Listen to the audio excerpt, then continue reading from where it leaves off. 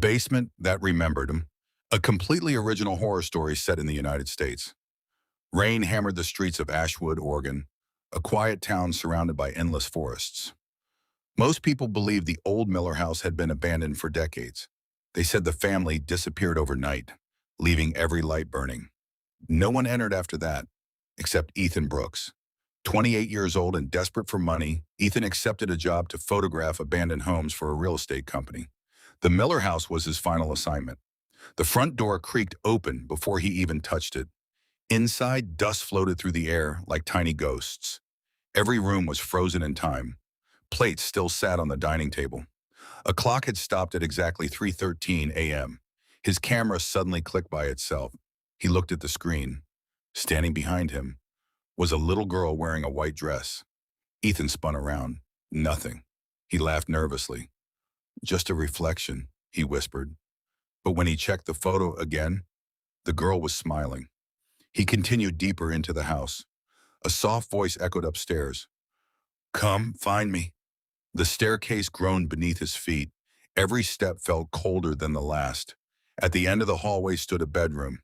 Inside was an old rocking chair. It rocked slowly, back and forth, without anyone sitting in it. On the wall, someone had scratched the words, "Don't go below." Before Ethan could react, thud. Something heavy slammed beneath the floor. Another thud. Then another. It sounded like someone, or something, was trying to escape from underneath the house. Curiosity defeated fear. He searched until he found a hidden basement door beneath an old rug. The lock was broken. As he opened it, an icy wind rushed upward carrying the smell of wet earth and rotten wood. The basement was darker than night. His flashlight barely cut through the darkness.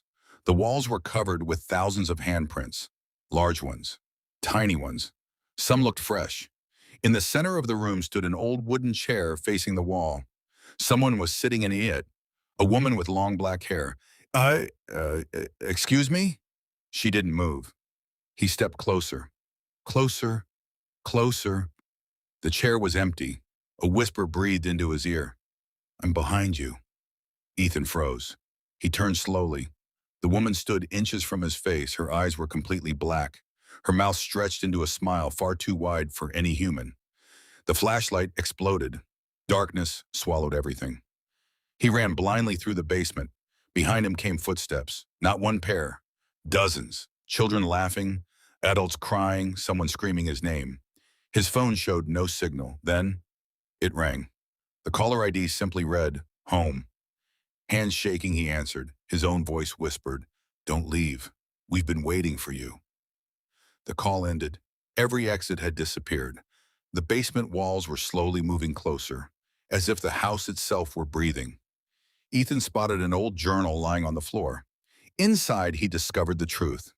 Years ago, the Miller family had built the basement over an ancient burial site. One by one, the family began hearing voices. The voices promised eternal life. Instead, the house trapped every soul that listened.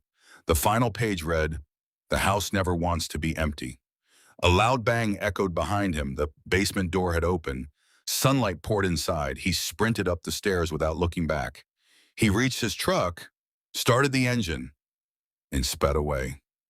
He never returned. 3 days later, the real estate company received Ethan's memory card. No one knew who mailed it. The final photograph showed Ethan standing outside the Miller house, smiling. But there was one terrifying detail. Behind every window, dozens of pale faces stared out. And inside the upstairs bedroom, Ethan was standing there too, watching the camera. The police searched the property. They found Ethan's truck, his camera, his phone, but Ethan Brooks was never seen again.